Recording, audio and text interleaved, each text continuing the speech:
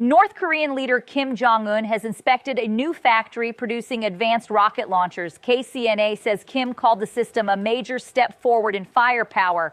The visit, reported by the Korean Central News Agency, comes just hours after Pyongyang confirmed fresh cruise missile test fires. State media framed it as a signal of combat readiness. This is not an isolated event. It's part of a coordinated display of military capability that includes new rocket systems, strategic cruise missiles, and what state media describes as a nuclear-powered submarine. State media released images of what it claims is an 8,700-ton class nuclear-powered submarine under construction.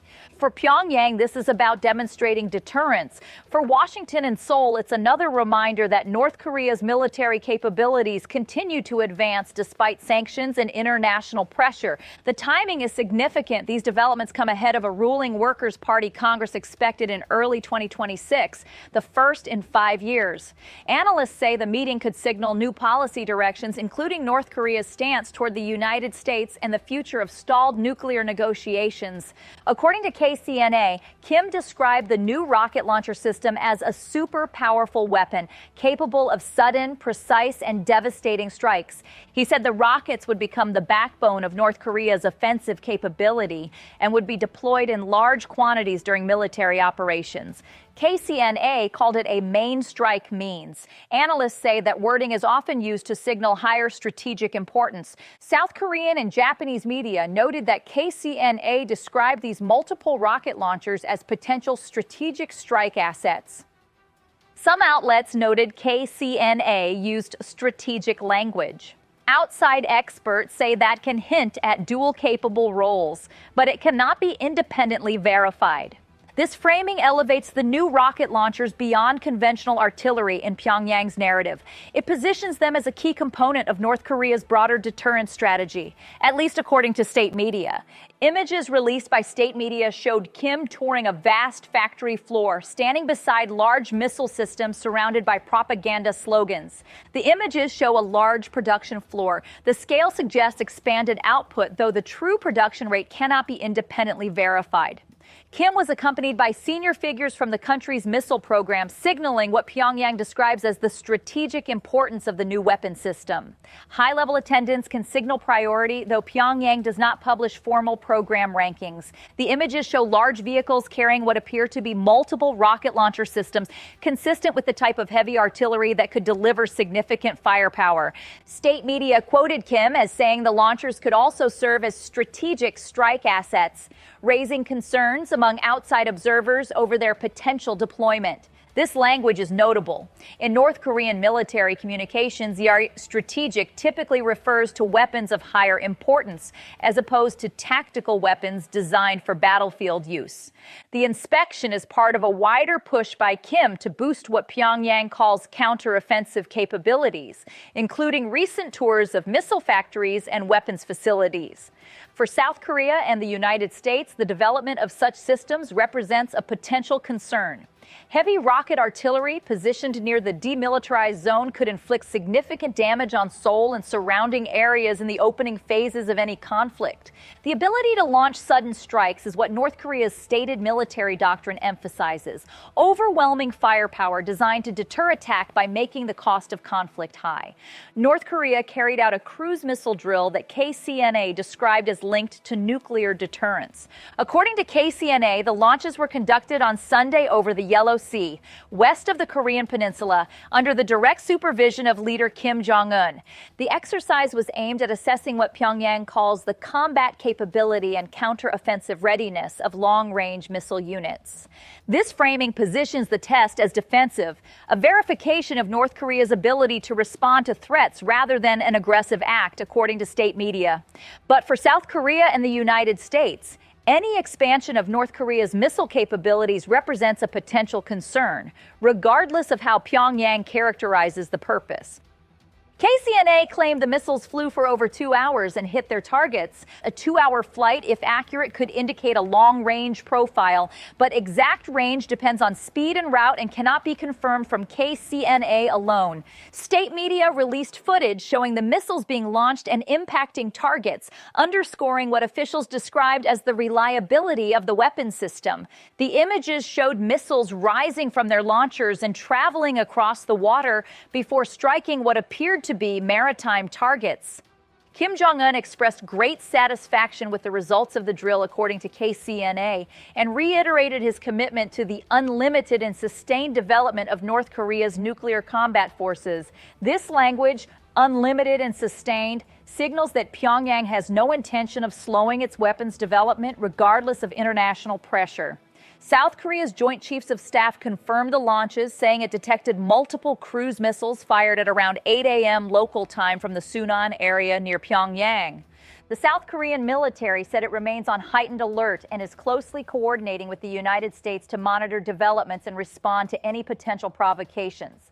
This coordination between Seoul and Washington is standard practice following North Korean missile tests. Both countries maintain extensive surveillance capabilities focused on the Korean Peninsula. The detection from the Sunan area near Pyongyang's international airport and a known military facility is consistent with previous cruise missile launches. South Korea's response emphasized readiness and vigilance, the standard messaging following North Korean weapons tests. Pyongyang framed the missile test as a defensive measure. KCNA said Kim emphasized that verifying the reliability of the country's nuclear deterrent was a legitimate exercise of its right to self-defense and war deterrence. This framing is consistent with North Korea's long-standing position. Its weapons programs are responses to external threats, not provocations. The comments were reported by Agence France-Presse, which noted that North Korea often portrays weapons tests as reactions to joint U.S.-South Korea military activities. From Pyongyang's perspective, the ongoing military exercises between the United States and South Korea, which occur multiple times per year, represent rehearsals for an invasion. North Korea views its nuclear and missile programs as the only reliable guarantee against what it perceives as an existential threat. The cruise missile test follows another significant development. State media released images of what it claims is an 8,700-ton class nuclear-powered submarine under construction. Recent state images show a large hull that outside analysts describe as significant progress, though key details remain unverified. This marks one of the first times Pyongyang has publicly shown images of the vessel since announcing its nuclear submarine ambitions in 2021. According to KCNA, leader Kim Jong-un said the submarine would strengthen the country's ability to respond to what he called an increasingly hostile security environment. The displacement figure claimed by state media, if accurate, would make this a substantial vessel. But independent verification of the submarine specifications is not possible from images alone. The images show a sail integrated into a raised turtleback structure, a design feature that analysts say could potentially house missile launch tubes. Analysts looking at the images say they appear to show features consistent with sonar equipment and torpedo tubes. The turtleback design is consistent with submarines intended to carry submarine-launched ballistic missiles or cruise missiles, the type of platform that could potentially threaten targets at long range. North Korea operates one of the world's largest submarine fleets by number of hulls, according to multiple defense assessments, primarily consisting of small coastal submarines of limited capability. But in recent years, Pyongyang has worked to upgrade its undersea capabilities. That includes what it described as its first ballistic missile submarine around 2017, a cruise missile submarine unveiled in 2023, and what state media called a nuclear-armed unmanned underwater drone tested from April 2023. U.S. analysts assess that these submarine programs may be intended to pave the way for a nuclear-powered ballistic missile submarine, providing Pyongyang with what strategists call a survivable second strike capability. This concept is central to nuclear deterrence theory. A first strike refers to an attack intended to destroy an adversary's nuclear forces before they can be used. A second strike capability is the ability to absorb such an attack and still retaliate with devastating force. For the United States, this raises concerns. A North Korean nuclear submarine, if successfully developed and deployed, could potentially survive even a successful first strike on the country's land-based forces. Unlike diesel submarines, nuclear-powered submarines can remain submerged for extended periods, allowing them to operate far from their home ports. Submarine-launched missiles can approach from unexpected directions, including potential strike paths that could complicate existing missile defense architectures. This concern is magnified by North Korea's reported work on hypersonic-type systems. U.S. and regional analysts say North Korea has tested hypersonic-type systems. Operational status remains unclear. U.S. defense officials have expressed concern that such technology could allow future submarine-launched missiles to complicate existing air and missile defenses. The combination of a nuclear-powered submarine, long-range missiles, and advanced delivery systems represents a potential threat that U.S. defense planners take seriously if the programs prove successful. Kim condemned South Korea's parallel submarine plans, labeling them an offensive act that North Korea must counter. South Korean outlets and officials say Seoul is pursuing talks with Washington on nuclear submarine cooperation. A government-wide task force was launched last week, and South Korea's National Security Advisor Wi Sung-lak said discussions are underway with the United States. Seoul says it is discussing a framework with Washington related to nuclear submarine cooperation. Specific fuel arrangements have not been publicly confirmed. This development, which Kim Jong-un described as an offensive act that violates North Korea's security and maritime sovereignty, reflects the ongoing arms competition on the Korean Peninsula. South Korea has long sought nuclear submarines as a deterrent against North Korea's expanding capabilities. The push by Seoul aligns with broader U.S. efforts to encourage allies to take greater responsibility for their own defense. This policy, sometimes described as burden sharing, has been a consistent theme in U.S. foreign policy, particularly under the Trump administration. For South Korea, nuclear submarines would provide a more robust deterrent against North Korea, reducing dependence on U.S. protection while demonstrating independent military capability. For North Korea, South Korean nuclear submarines represent another threat that must be countered, justifying continued expansion of its own submarine fleet, according to Pyongyang. This dynamic, action and reaction, threat and counter-threat, has characterized the Korean Peninsula for decades. The current developments are the latest iteration of a competition that shows no signs of ending. While United Nations Security Council resolutions ban North Korea from testing ballistic missiles, cruise missile tests are not explicitly prohibited.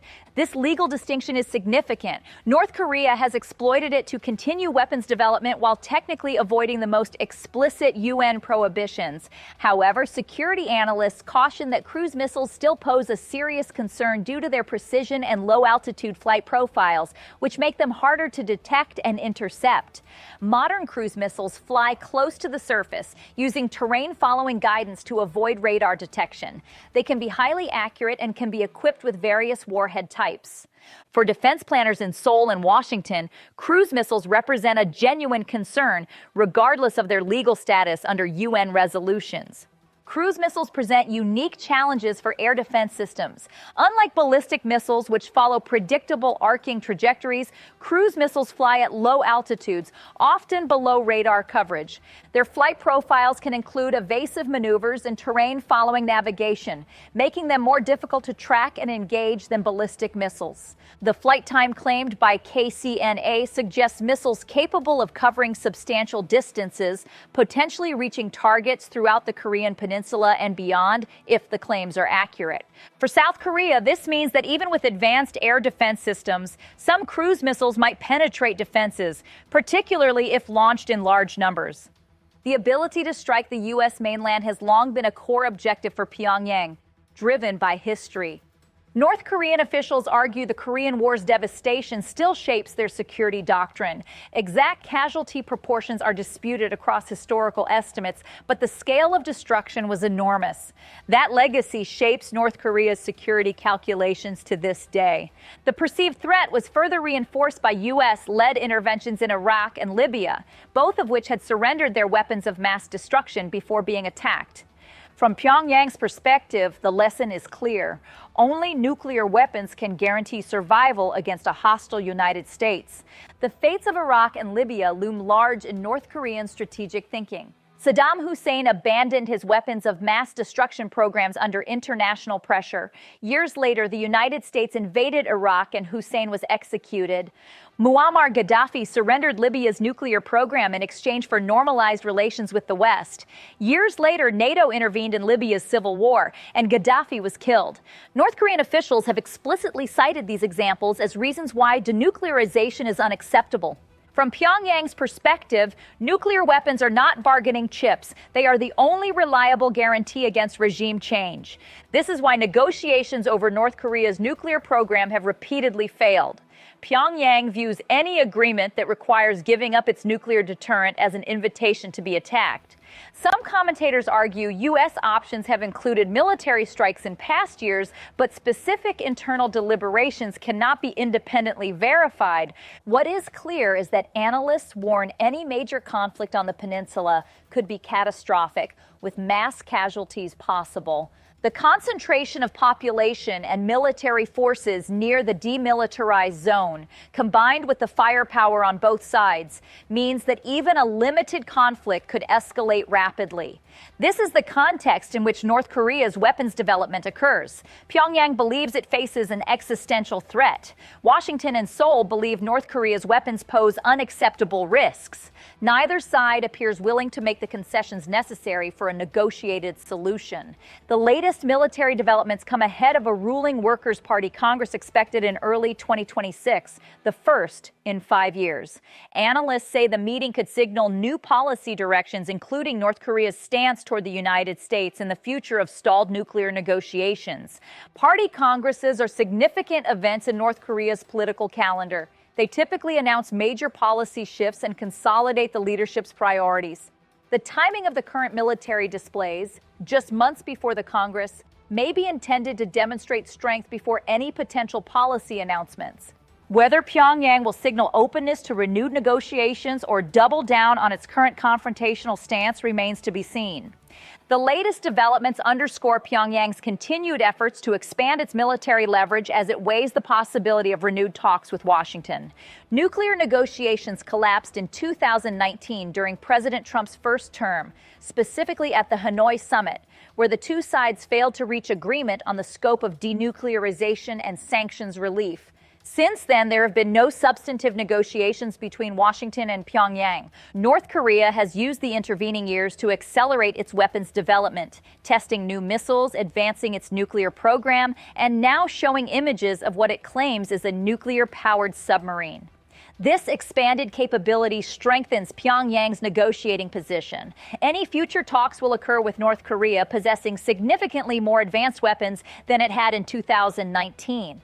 President Trump's return to office raises questions about the future of U.S.-North Korea relations. During his first term, Trump pursued an unprecedented approach: direct summits with Kim Jong-un, dramatic rhetoric, and a willingness to engage that previous administrations had avoided.